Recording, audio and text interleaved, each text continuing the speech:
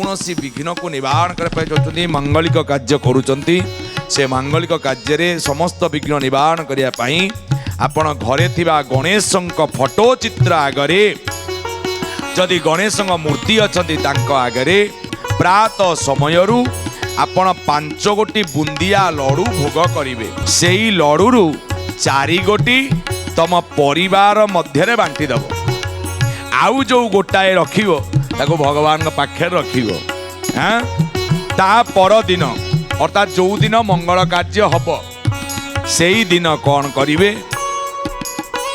आपणकर कौन हब ना घरर मुख्य व्यक्ति जी घरर सबुठु जार बयस होची उच्च अर्थात से दिन भी यदि आपण पूजा करी सबू लडू जाक देदेवे समस्त खाया किंतु गोटे लडू किछि समय पाई किछि घंटा पाई नले गोटाए दिन पाई रखिदेवे ता पर दिन नले किछि समय परे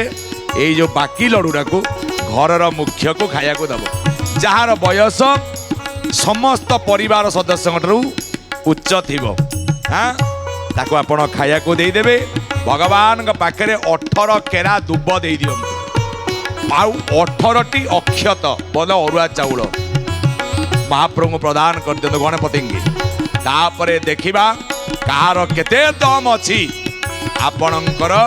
मांगलिक कार्य विघ्न आनिबे देखिबा।